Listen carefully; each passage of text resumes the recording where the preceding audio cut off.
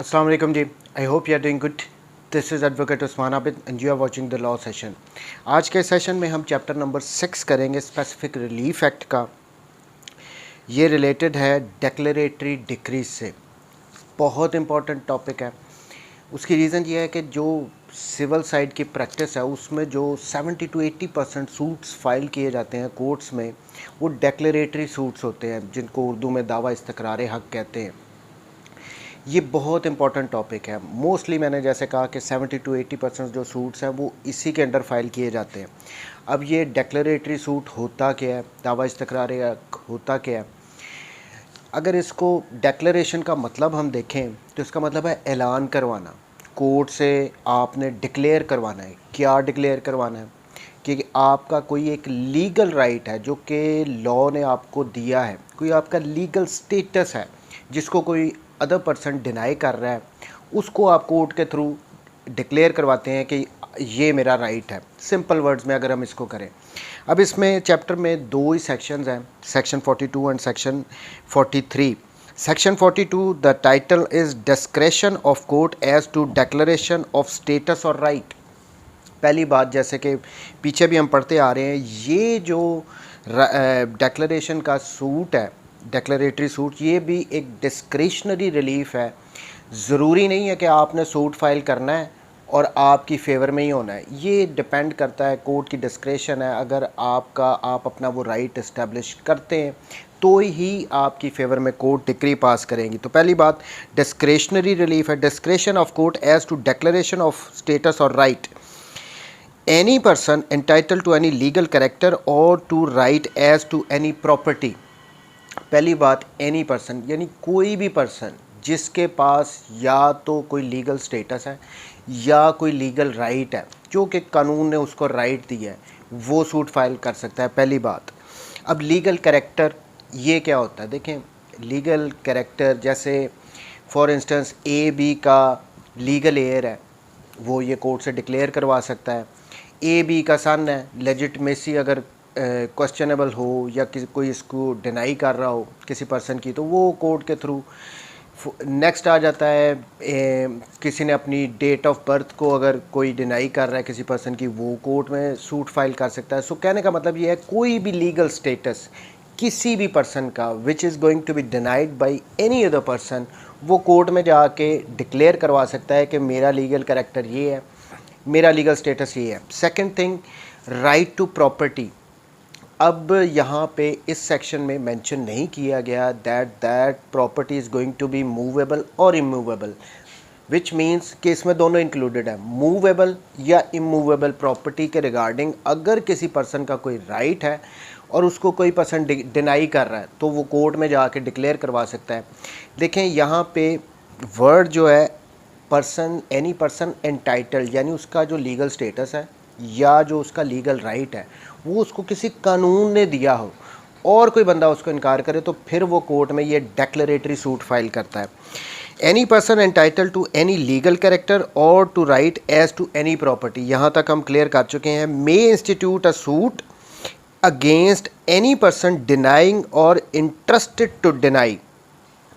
वो पर्सन जिसका कोई लीगल कैरेक्टर है या जिसका कोई लीगल राइट है, जिसको कोई दूसरा पर्सन डिनाई कर रहा है या इंटरेस्ट रखता है कि वो इसको डिनाई करेगा, इस सिचुएशन में ऐसा पर्सन कोर्ट में जाके सूट फाइल कर सकता है। अब वो सूट ऑब्वियसली उसने सूट फॉर डिक्लेरेशन ही फाइल करना है।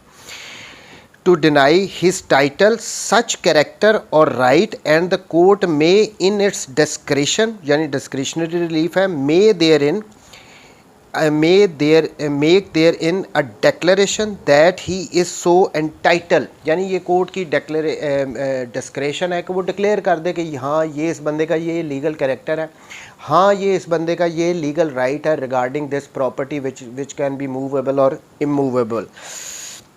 नेक्स्ट, अब उसमें फर्दर क्या कहते हैं, and the plaintiff need not in such suit ask for any further relief.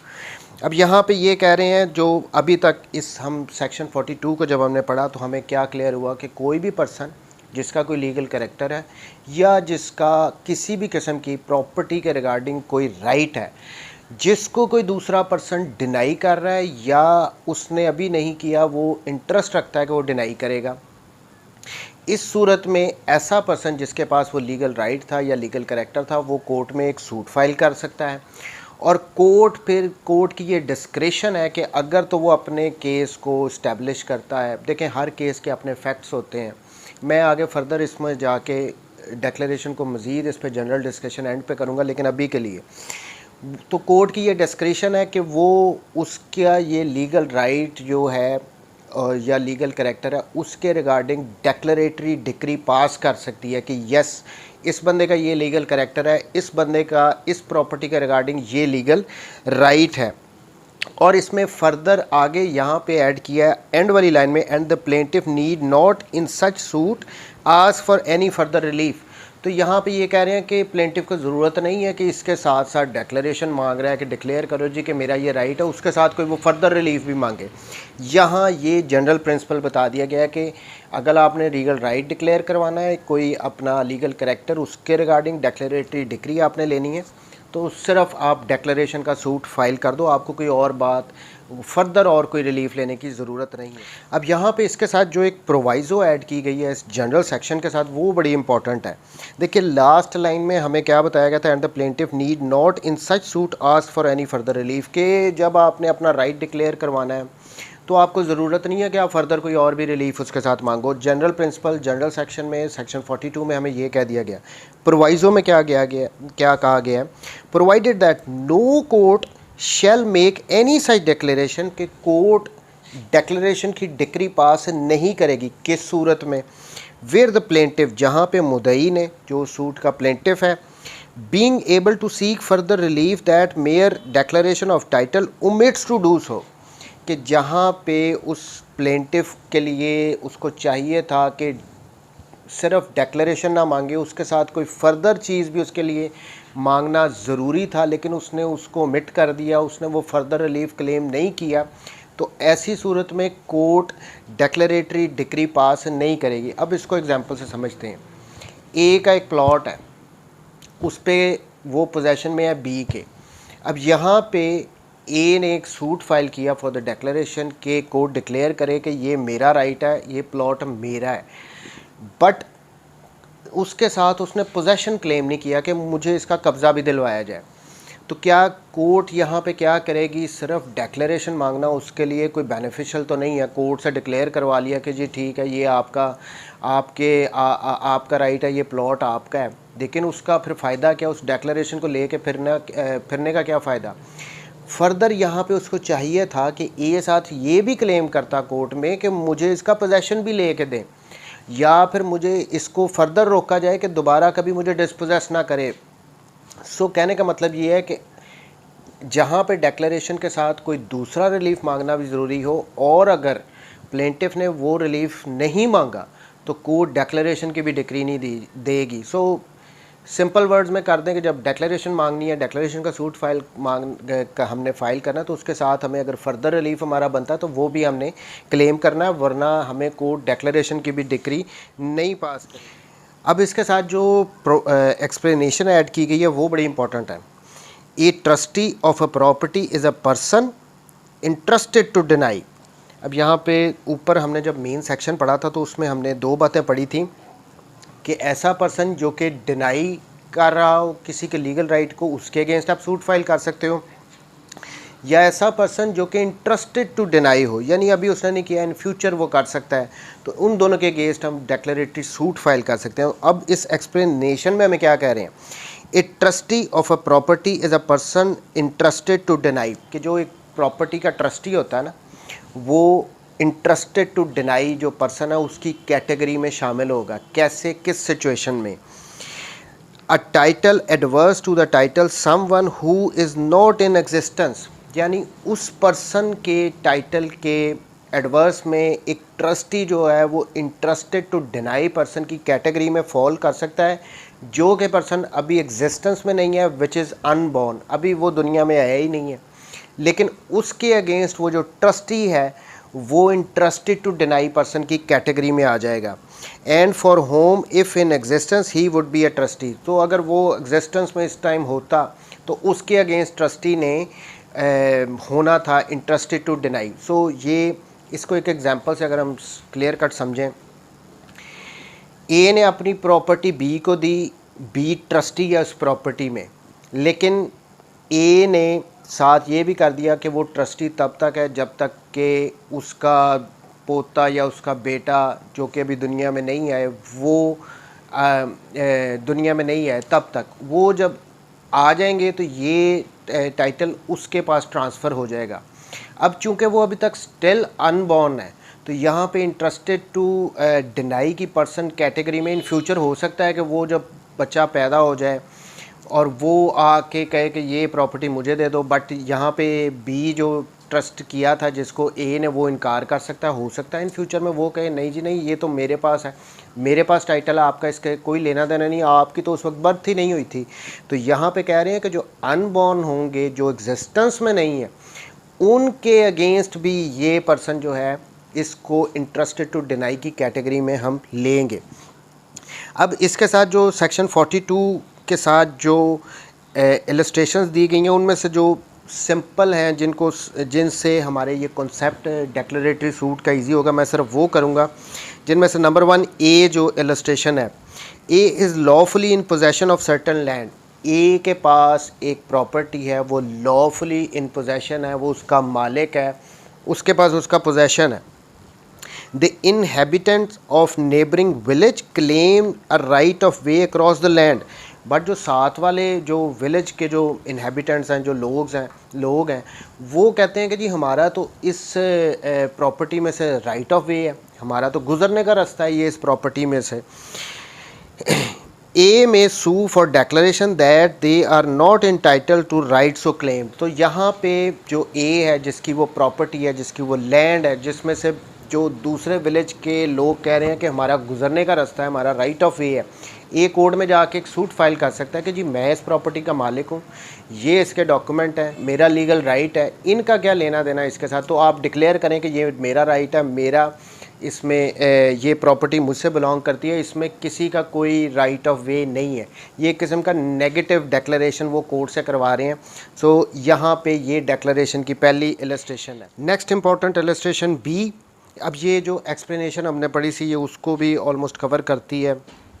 A bequeaths his property to B, C and D to be equally divided amongst all and each of them if living at the time of my death, then amongst their surviving children। A ने अपनी property B, C, D को ये वसीयत में उसने दे दी कि उन सब के दरमियान, अगर वो मेरी डेथ के वक्त ज़िंदा होंगे तो B, C, D के दरमियान इक्वली डिवाइड होगी, और उसके बाद उनके जो चिल्ड्रन हैं उनमें डिवाइड हो जाएगी। फर्दर क्या होता है, no such children are in existence. लेकिन वसीयत में जिन बच्चों की बात की गई है वो अभी तक अनबॉर्न है, वो एग्जिस्टेंस में ही नहीं है। यहाँ पे in a suit against as executor the court में declare whether B, C and D took the property absolutely. तो यहाँ पे अगर बी, सी, डी में से कोई सूट फाइल करता है अगेंस्ट एज एग्जीक्यूटर, तो यहाँ पे अगर कोई डिस्प्यूट अराइज होता है तो कोर्ट डिक्लेयर कर सकती है कि ये जो प्रॉपर्टी थी ये बी, सी, डी को एब्सोल्युटली दी गई थी, यानी उन्हीं के पास रहेगी, और ओनली फॉर देयर लाइफ, या सिर्फ उनकी लाइफ तक उनके पास रहेगी, ये डिक्लेयर कर सकती है। And it may also declare the interest of the children before their rights are vested. और ये उन जो अनबॉर्न चिल्ड्रन हैं, कोर्ट उनके रिगार्डिंग भी अपनी डेक्लेरेशन दे सकती है कि उनके क्या इंटरेस्ट होंगे, उनके क्या राइट होंगे। सो ये एक्सप्लेनेशन बी में था कि ए ने अगर अपनी प्रॉपर्टी बी, सी, डी को उनके लिए उसने वसीयत की कि मेरी डेथ के बाद ये बी, सी, डी को जाएगी और उनके बाद उनके बच्चों को जाएगी। तो अगर बाद में डिस्प्यूट होता है, कोई उनमें से सूट फाइल करता है, तो यहाँ पे कोर्ट डिक्लेयर कर सकती है कि बी, सी, डी क्या उनका राइट एब्सोल्यूट है कि या सिर्फ उनकी सिर्फ लाइफ तक ही है। फर्दर वो ये भी डिक्लेयर कर सकती है कि वो ऐसे बच्चे जो कि अनबॉर्न थे उनके क्या राइट है, उनके क्या इंटरेस्ट है, उनके regarding court declaratory decree pass कर सकती है। Illustration D. A alienates to B property in which A has merely a life and interest. देखें, ए ने अपनी प्रॉपर्टी बी को ट्रांसफ़र की और उसने कहा कि जब तक आपकी लाइफ है आप इस प्रॉपर्टी को एंजॉय कर सकते हो। The alienation is invalid against C. But अगर वो प्रॉपर्टी जो है ए ने बी को दी थी वो उसकी लाइफ तक दी थी कि आप इसमें वो इन्जॉय कर सकते हो, इसको रेंट पे दो, जिस तरह मर्ज़ी इसको इन्जॉय करो। बट अगर यहाँ पे बी वो प्रॉपर्टी किसी फर्दर तीसरे बंदे को अगर एलिनेट करता है, उसको ट्रांसफ़र करता है, तो वो ये राइट उसके पास नहीं है। क्यों, वो आगे बता रहे हैं। Because who is entitled as reversioner. देखें यहाँ पे बात कर रहे हैं सी की।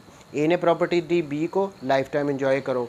यहाँ पे बी प्रॉपर्टी फर्दर किसी बंदे को ट्रांसफ़र नहीं कर सकता, बिकॉज जो सी था, जो रिवर्जनर था, बी की डेथ के बाद प्रॉपर्टी रिवर्ट बैक करनी थी, सी के पास आनी थी, क्योंकि वो ए का अगर फॉर इंस्टेंस लीगल एयर था तो प्रॉपर्टी उसके पास रिवर्ट बैक करनी थी।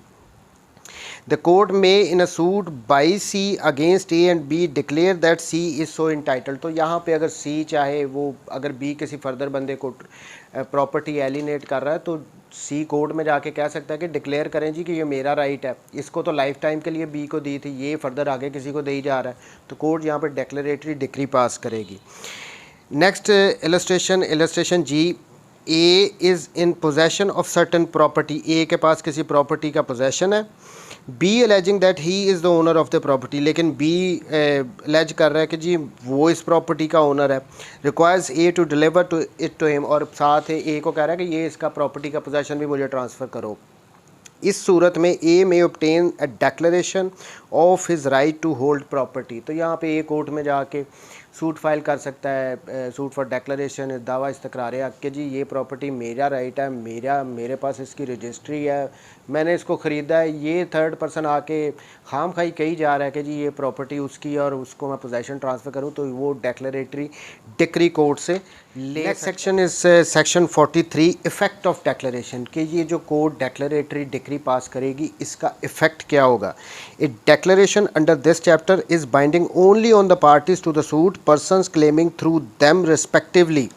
ये क्लियर कट वर्ड्स में यहाँ पे ये कह रहे हैं कि ये जो डिक्लेरेटरी डिक्री कोर्ट पास करेगी किसी भी सूट में, वो बाइंडिंग होगी उन पार्टीज़ में जो उस दावे की उस सूट की पार्टीज़ हैं, उनमें बाइंडिंग होगी, या उनके वो रिप्रेजेंटेटिव जो इनके थ्रू उन पार्टीज़ के थ्रू क्लेम कर रहे हैं उन पे ये डिक्री ऑफ डिक्लेरेशन बाइंडिंग होगी। पहली बात। एंड और किस पे, where any of the parties are trustees, जहाँ पे कोई उन पार्टीज़ में अगर कोई ट्रस्टी है उस सूरत में, on the persons for whom if in existence at the date of declaration such parties would be trustees. वही बात आ गई कि उन पे भी बाइंडिंग होगी कि जो पर्सन ट्रस्टी के केस में, ऐसे पर्सन जो कि अभी एग्जिस्टेंस में नहीं है, वो अनबॉर्न है, उन पे भी अगर वो ज़िंदा होते जिस दिन वो डिक्लेरेशन पास की जा रही है, वो डिक्री पास की जा रही है, अगर वो ज़िंदा होते तो उन्होंने अगर ट्रस्टी होना था, वो अनबॉर्न स्टिल इन एग्जिस्टेंस नहीं है, तो उन पे भी ये जो डिक्लेरेशन की डिक्री होगी वो बाइंडिंग होगी। पहली बात कि पार्टीज़ पे बाइंडिंग, या ऐसे पर्सन जो उन पार्टीज़ के थ्रू क्लेम कर रहे हैं उन पे बाइंडिंग। दूसरी बात, ट्रस्टी के केस में ऐसे पर्सन जो कि एग्जिस्टेंस में नहीं है, स्टिल अनबॉर्न है, बट अगर वो एग्जिस्टेंस में होते जिस दिन वो डिक्री पास की जा रही है तो उन्होंने ट्रस्टी होना था, वो उन पे भी बाइंडिंग होगी। अब इसके साथ जो इलस्ट्रेशन ऐड की गई है सेक्शन 43 के साथ, अब इसको सिर्फ इलस्ट्रेशन के तौर पे ही देखना है, क्योंकि हमारे यहाँ पाकिस्तानी लॉज में फैमिली लॉज डिफरेंट है। ये सिर्फ इलस्ट्रेशन समझाने के लिए मैं पढ़ा रहा हूँ, क्योंकि इसमें फैमिली लॉज को डिस्कस किया गया है। हमारे यहाँ फैमिली लॉज अब डिफरेंट हैं।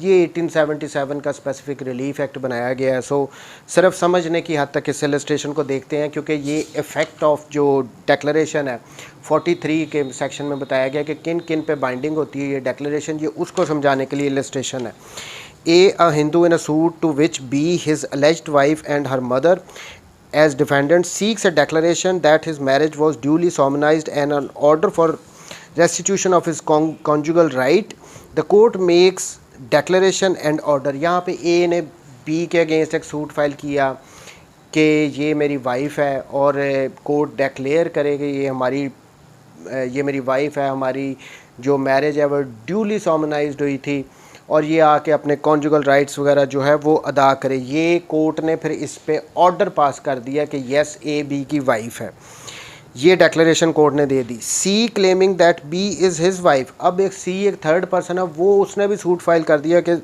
बी मेरी वाइफ है, then sues A for the recovery of B, और के ए के अगेंस्ट उसने सूट फाइल कर दिया गया कि इससे रिकवर करके मुझे दी जाए, वही बी जिसके अगेंस्ट ए ने पहले डेक्लरेशन एक सूट में ले चुका है। The declaration made in the former suit is not binding upon C. देखें यहाँ पे कहा गया है कि जो पहले सूट में जो ए ने बी के अगेंस्ट फाइल किया था उसमें डेक्लरेशन दी गई थी कि बी ए की वाइफ है। अब वो जो डेक्लरेशन थी वो यहाँ पे सी पे बाइंडिंग नहीं होगी। क्यों नहीं बाइंडिंग होगी? क्योंकि सेक्शन 43 में क्लियर कट बताया गया है कि ये सिर्फ पार्टीज टू द सूट उन पे बाइंडिंग होगा। अब सी एक थर्ड पर्सन है, वो पहले सूट में पार्टी नहीं था, उसने आके एक फ्रेश सूट फाइल कर दिया। सो यहाँ पे वो जो पहला सूट है उसमें वो सी पार्टी नहीं था, उस पर बाइंडिंग वो जजमेंट नहीं होगी, वो डेक्लरेटरी डिक्री उसके अगेंस्ट बाइंडिंग नहीं होगी। तो वो यहाँ पे इस सूट को सेपरेटली डिसाइड किया जाएगा। सो ये था suit for declaration.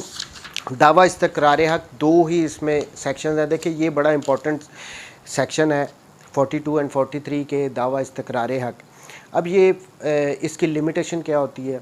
Within 6 years आप ये एक सूट फॉर डेक्लरेशन फ़ाइल कर सकते हैं, पहली बात। लेकिन अगर कहीं पे फ्रॉड का एलिमेंट हो, किसी पर्सन को पता ही ना हो, तो इस सिचुएशन में जो डेक्लरेटरी सूट फाइल करना है वो उस दिन से उसकी लिमिटेशन काउंट होगी जिस दिन से उस पर्सन के नॉलेज में वो फ्रॉड आया हो। उस फ्रॉड के नॉलेज से within 3 years declaratory suit file किया जा सकता है।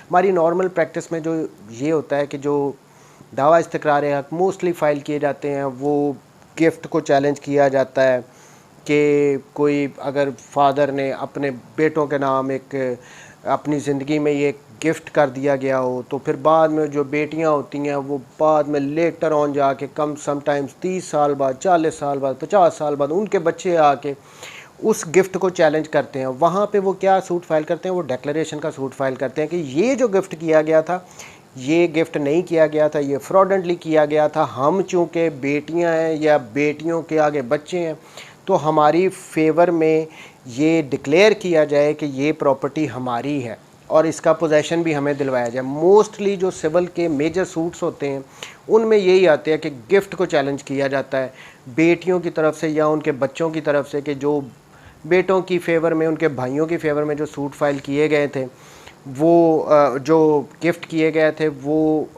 उनको डिक्लेयर किया जाए कि वो गलत थे, उनको सेट असाइड किया जाए। सो ये बेसिकली डेक्लरेशन का सूट इसलिए फ़ाइल किया जाता है। बट इससे हट के किसी भी किस्म ऐसी सिचुएशन में जब आपको अपना राइट, अपना कोई लीगल स्टेटस डिक्लेयर करवाना हो तो आप कोर्ट को अप्रोच कर सकते हैं। फॉर इंस्टेंस किसी की डेट ऑफ बर्थ में मसला है तो आप कोर्ट में जाके डेक्लरेशन का सूट फाइल कर सकते हो। फिर आपका कोई और किसी किस्म का राइट है, आपका कोई लीगल करैक्टर है, उसके लिए आप कोर्ट में सिंपल जाके एक सूट फॉर डेक्लरेशन फाइल करोगे। लेकिन इसमें ये साथ याद रखना है कि आपने फर्दर जो कि रिलीफ आपका बनता हो आपने ज़रूर क्लेम करना है, अदरवाइज़ उस सिंपल डेक्लरेशन का कोई फ़ायदा नहीं रहता। जैसे हम पीछे एक एग्जांपल में पढ़ भी चुके हैं कि अगर आपका डेक्लरेशन मांग रहे हो कि ये प्रॉपर्टी मेरी है बट उसका साथ आप पोजेसन नहीं मांग रहे, तो उस डेक्लरेशन की डिग्री को लेके फिरने का क्या फ़ायदा? कोर्ट आपको हो सकता है दे भी ना कि आपने साथ पोजेसन क्लेम नहीं किया। सो ये था सूट फॉर डेक्लरेशन, दावा इस्तकरार हक। थैंक यू वेरी मच जी, टेक केयर, अल्लाह हाफ़िज़।